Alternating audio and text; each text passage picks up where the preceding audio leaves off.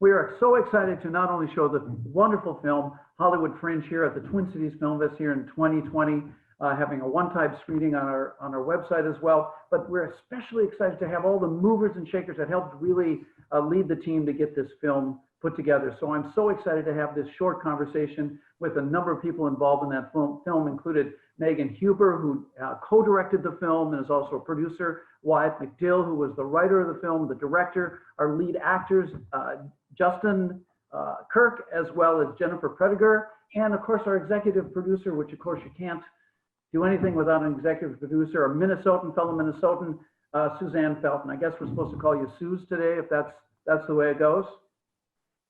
Suzanne, it's Fenton. Fenton, did we get it right? Oh, sorry, got it. In any case, the other thing I was going to say is, first off, this particular film, Hollywood Fringe, has got a lot of Minnesota connections. Tell us a little bit about how that all happened.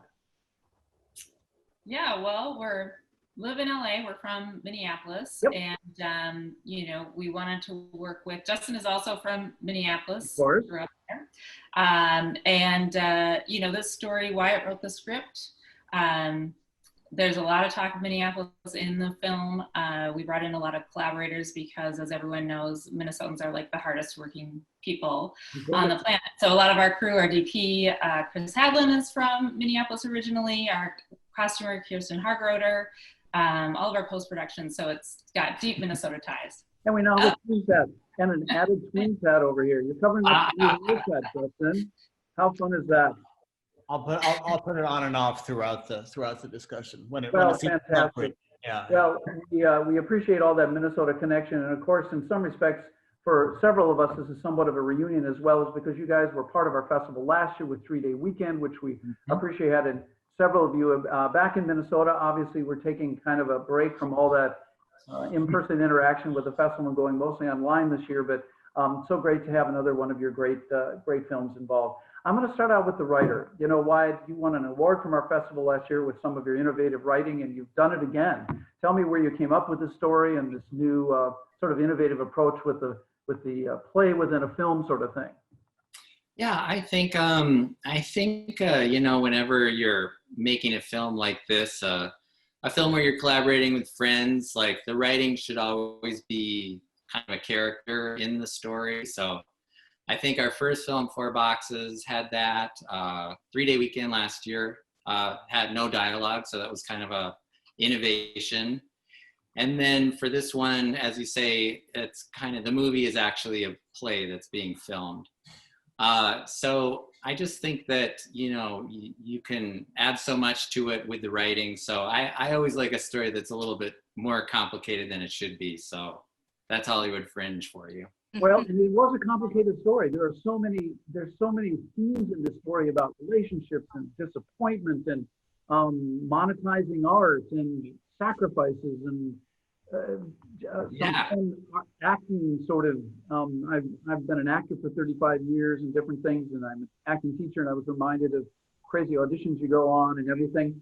So I'm going to head off to our lead actress here as well. So what was it like working on this film? And I know you've potentially worked together with Wyatt and Megan earlier. What was it like, you guys? Justin? I have. This was Jennifer. I think this was Jennifer's first Huber McDill joint. Yeah. It's my third. Gosh, I don't even want, I just love the movies that they make. And it's funny, I recently watched Hollywood Fringe, and it's a reminder of how similar it is to the first movie that we made, and a lot of the beats that it sort of hits in a weird way, in only a way that the movies that they make can do. But anyway, so we know each other, but if I didn't think they were great movies, I wouldn't come anywhere near them. Professionally or personally, anyway. Wow. And yeah. Jennifer, you survived breaking into this sort of family bond thing that's kind of going on, huh? Well, Minnesotans are very sweet. I mean, I heard about this Minnesota nice thing, but they actually were really nice. It wasn't like ironic, everyone was so kind, and it was just a great camaraderie. And it was a loving bunch. Thanks, guys. Well, and also, Jennifer, this is not your first time working on a Minnesota film. That's right. Hibbing, Yeah. Minnesota, Pollywogs, directed by Carl Pollywogs Jacob. with Carl Jacobs, played at our festival in 2014. Where you played a friend, right? And that was sort of an improv. We're taking a little sideline for Hollywood Fringe here real quick, but that was sort of an improv movie. It was an improvised movie on a lake in Hibbing, Minnesota. It was great. We got to see it go from like summer to winter in a 2-week period. It was amazing. Well, how fun is that? Carl Jacobs actually had another film on our festival called Cold November a couple of years later. I actually had a part in that film. So you're an unofficial Minnesotan, or an official Minnesotan maybe to have you involved in that.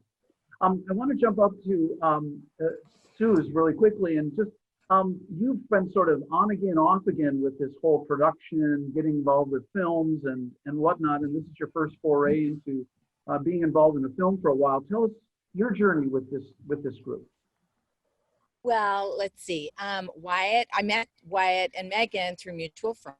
We kept up a relationship. I had moved here from Los Angeles, and then we kind of switched places. They went to Minnesota, and whenever Wyatt would come to town, we'd get together and he'd tell me what he was working on.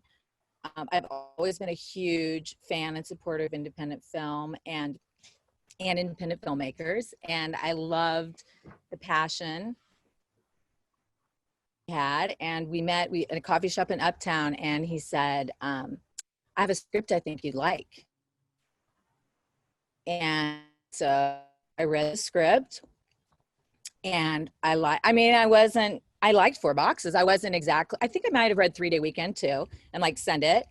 And I read it and I really liked it. Read it again and I loved it. And then I read it a 3rd time. I'm like, are you kidding me? Like, this is so deep. Like, it just, as you mentioned, so many different topics. So I decided that I wanted to see it made and I wanted to be part of it. And I'm so glad. I love it.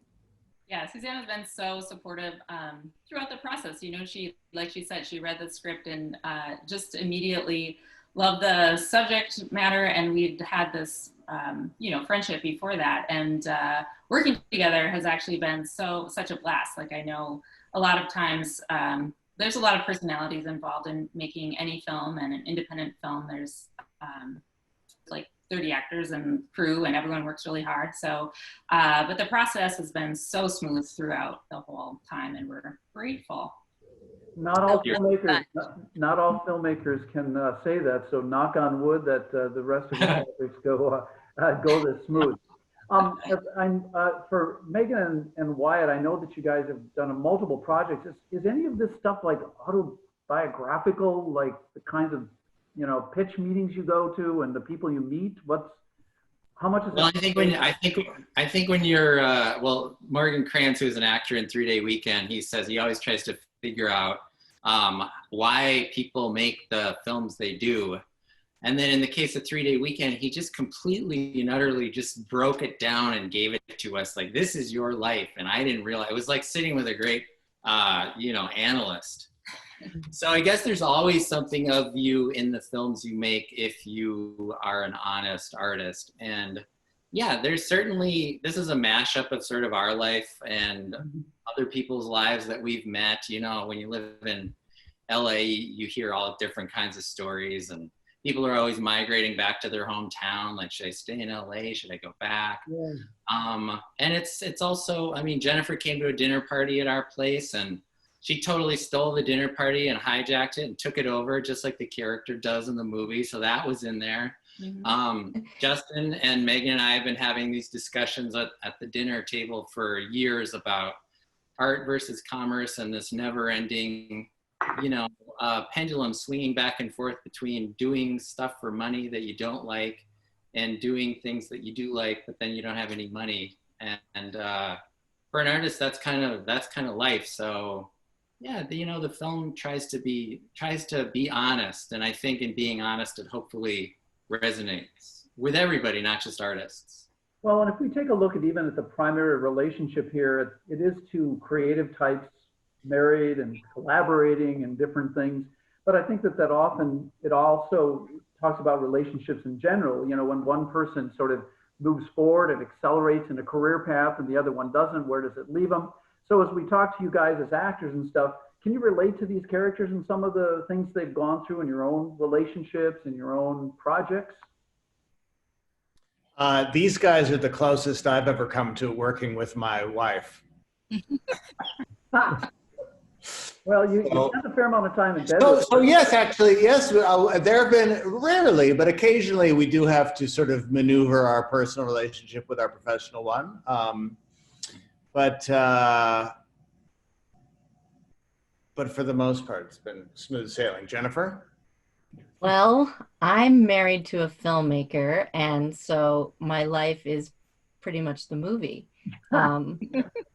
There's a lot that I related to. Megan was with me. We were working on a movie together that called, oh my God, Song of Back and Neck.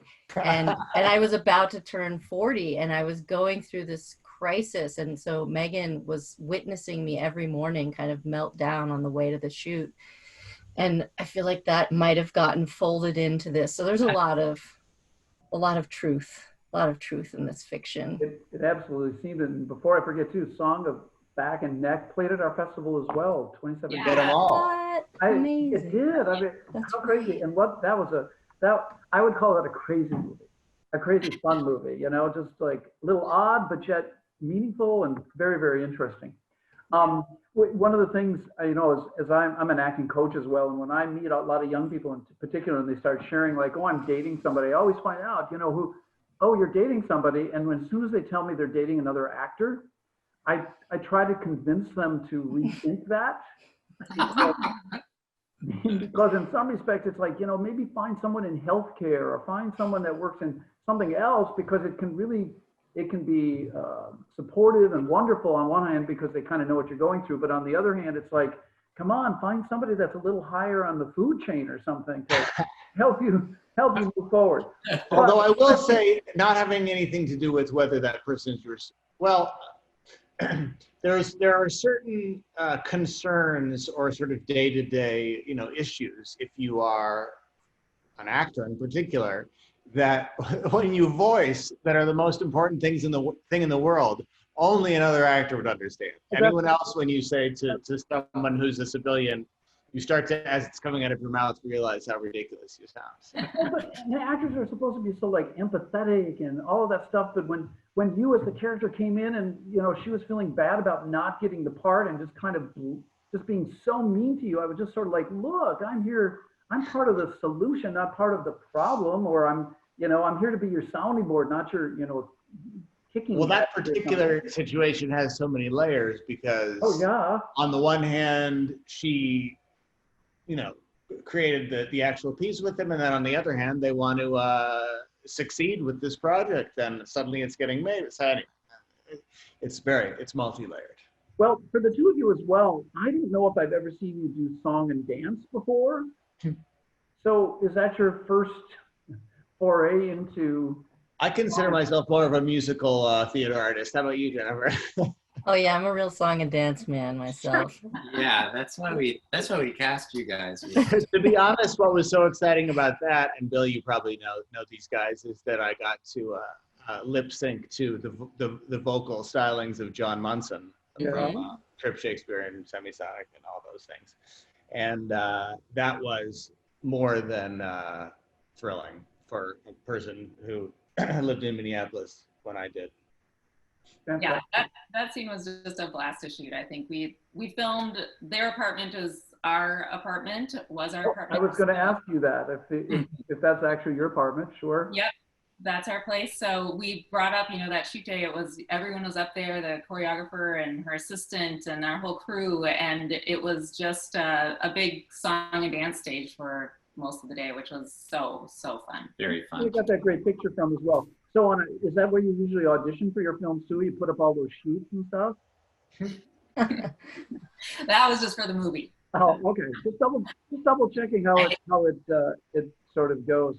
I was auditioning once in Minneapolis. I was auditioning actors, and I did have that happen where an actor got into a character, which involved him running to a window and yelling, "Help, help, I'm being kidnapped." And I was like, no, you can't say that. I'm glad that you're so deep in character, but that's, you know, that's a bridge too far. So just about everything in the movie actually. That makes me laugh out loud in Hollywood Fringe so much when Jennifer just creeps over to the window and just Yeah, that's the window.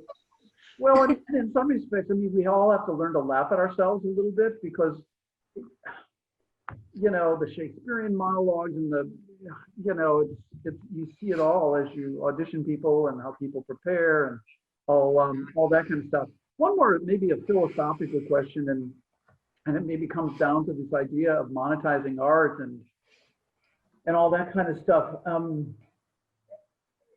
How do you guys feel about all of that? How do we keep moving forward, creating art and get, you know, I worry about funding and I worry about public television not, yeah, I just worry about the arts right now. Are we worried? Suzanne? Yeah. Well, I'm worried about everything, but yes, of course. I mean, it seems like the arts are the first to go and what we really need more than anything. Mhm. I mean, that's what sustains us. I think that was one of the lines. Remember when Yes. this sustained us? Yeah. Mhm. Yeah. Yeah, and I think it is important. I mean, it is hard to keep the focus on the arts when there's so much going on, but I think, you know, artists are gonna art. So you just, Well, and in some respects, Yeah, times of conflict or times of challenges when our creative juices sort of get flowing, if you will. We feel maybe less creative when our lives are going smoothly. So I think we absolutely, where did we turn again? As we've gone through racial things, as we got, you know, we've turned to the arts. So how fortunate is that? Give us, as we kind of conclude here, give us a quick update on where the film's going. You just had dances with films and all that stuff. What's the status of the film? yeah, we're going to send it out into the world. We've got a salesperson that is securing distribution for us over the next month or so. So we'll hopefully have some news to share later this fall. Well, and you know that we are 100% behind anything you do. Please let us know, keep us involved. We'll include it all in our social media sort of stuff, or send out any posts if you've got, if it becomes available on anything. In any case, my friends, thank you so much for taking the time today to talk about your wonderful film, Hollywood Fringe, and we have been so honored to have it part of this year's festival. Thank you. You. Thank you. Yeah, thanks, CCFF. Be safe. Bye. Thanks. Bye.